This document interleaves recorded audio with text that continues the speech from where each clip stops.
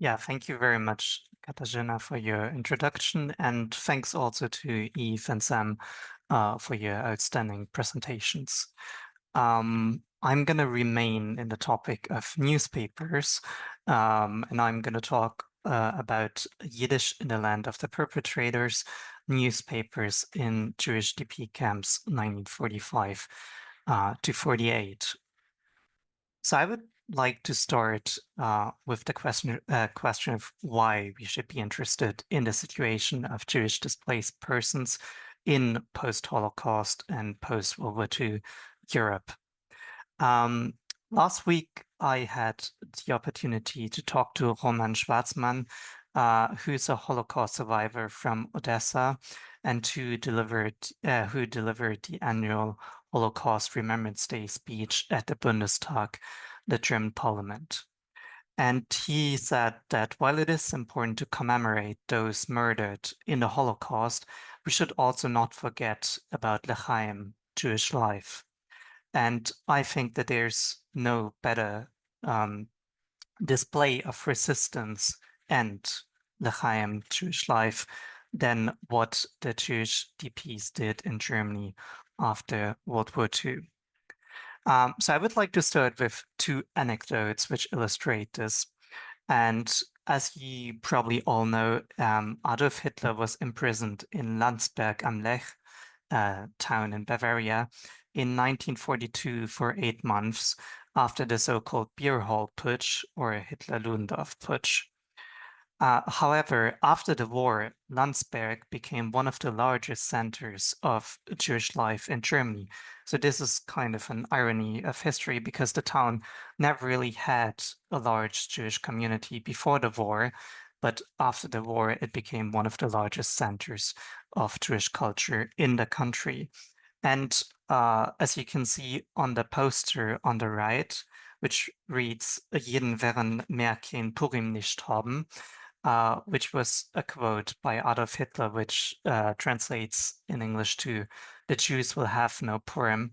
The Jewish DPs, the survivors of the Holocaust, were very aware of this irony of history, and they also tried to include this in their public discourse and tried to make fun of the Nazi ideology, as in this case. And another great example, in my opinion, for this is the kibbutz Buchenwald. So as you can see on the picture on the left, which is a signpost in front of the Buchenwald concentration camps, one of the largest concentration camps in Germany, close to the center of the German town of Weimar. Only a few weeks after the liberation of the camp, the survivors established the kibbutz Buchenwald at the Geringshof, which is in Hessen, the German state of Hesse, only around 200 kilometers away from Weimar and Buchenwald. And they tried to make a new identity out of this name Buchenwald by establishing the kibbutz Buchenwald.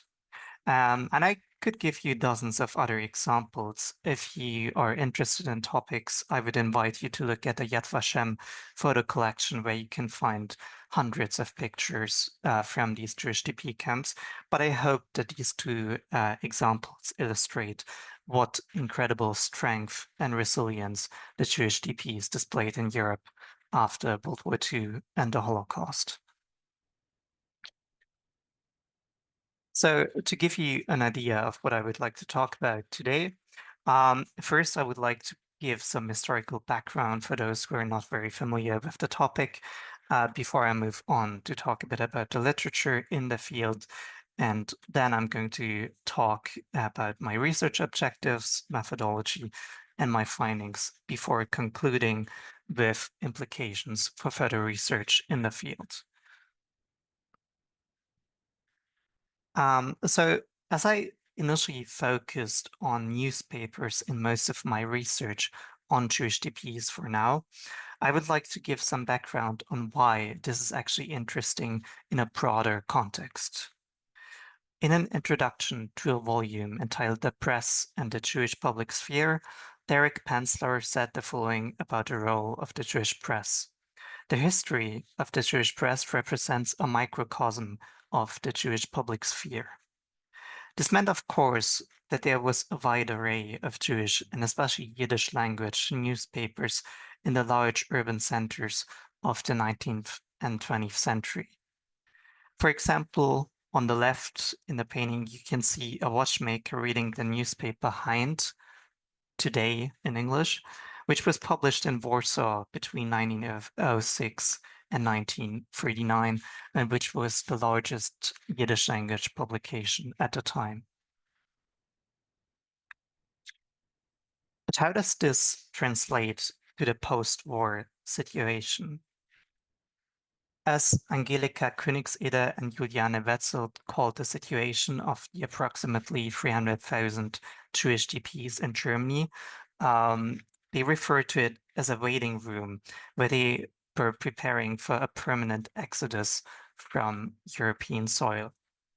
However, at the same time, the Scheres Hablete, the surviving remnant, as the Jewish DPs referred to themselves, lived in extremely dense conditions in the camps, and therefore it is not very surprising that we can see the development of a short-lived but very intense and important Jewish DP public sphere.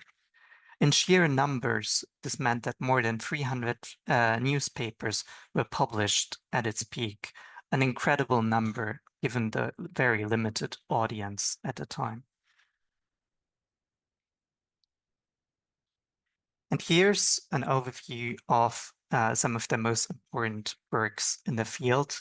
I would like to stress that there's only a handful of comprehensive studies on the situation of Jewish DPs, and most works actually focus on individual camps or individual dimensions of the situation of Jewish DPs.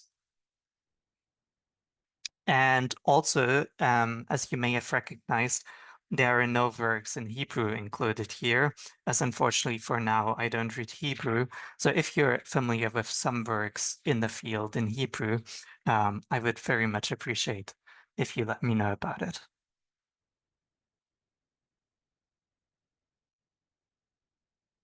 So as I was initially interested in the topic, as I saw photographs of the death of Shmuel Danziger, a Jewish DP from Kielce who was shot dead by the German police in my hometown of Stuttgart on March 26, 1946, I wanted to see the reactions in the Jewish DP public sphere regarding this incident.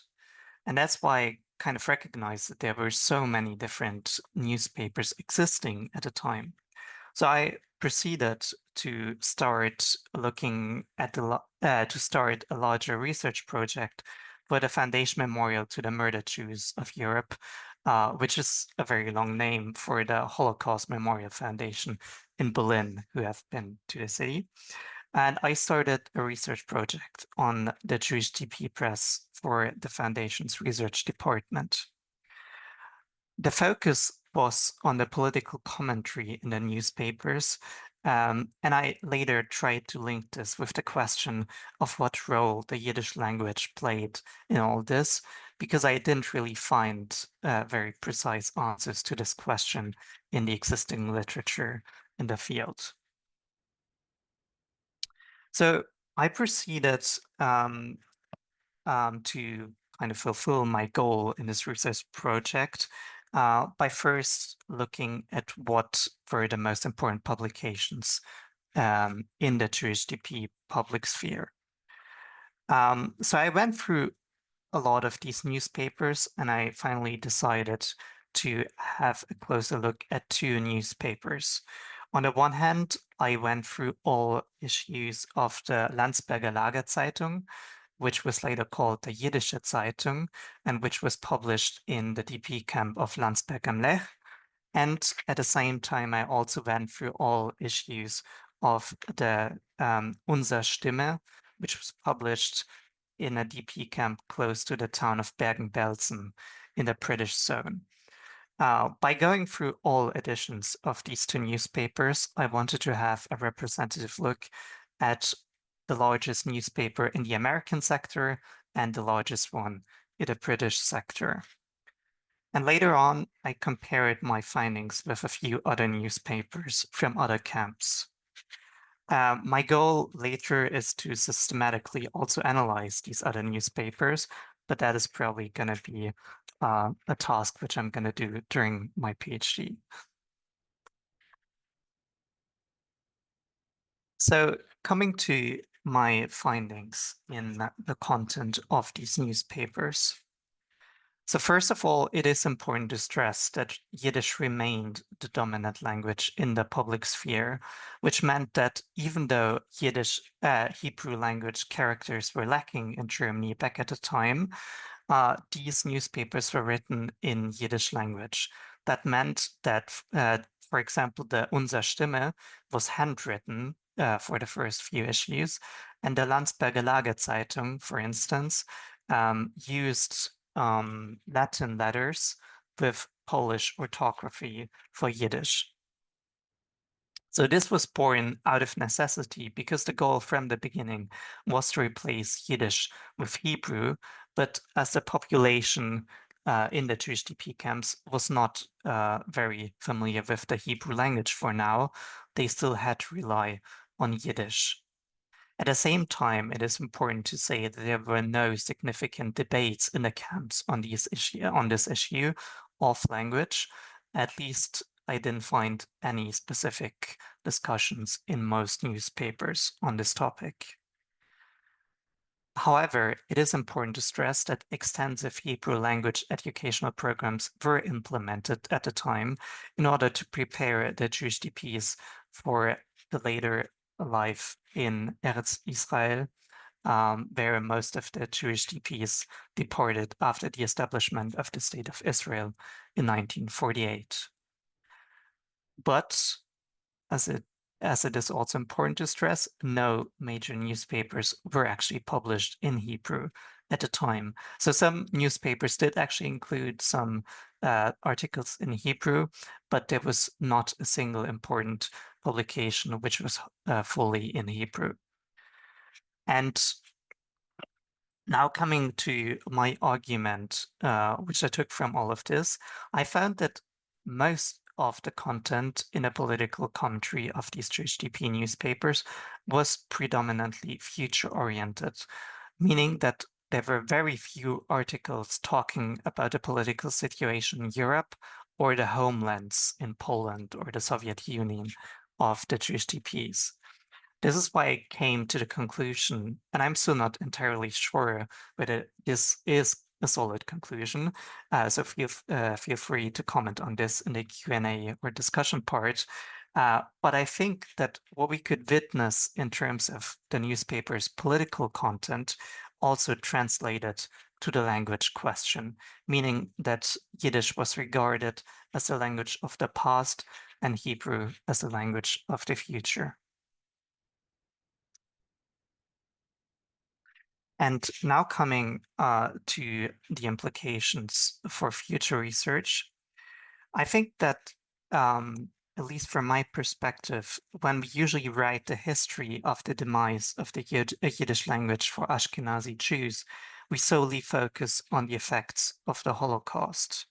However, we usually ignore the 3 years between the end of the Holocaust and the establishment of the State of Israel. So namely exactly the 3 years when the Jewish DPs created their own public sphere. I believe that the strategic decisions made in this short period were also central to the demise of Yiddish as a language, as even though the language of the Jewish DP public sphere was Yiddish, the stakeholders and leaders actually worked on the replacement of Yiddish with Hebrew through these educational programs, which I mentioned.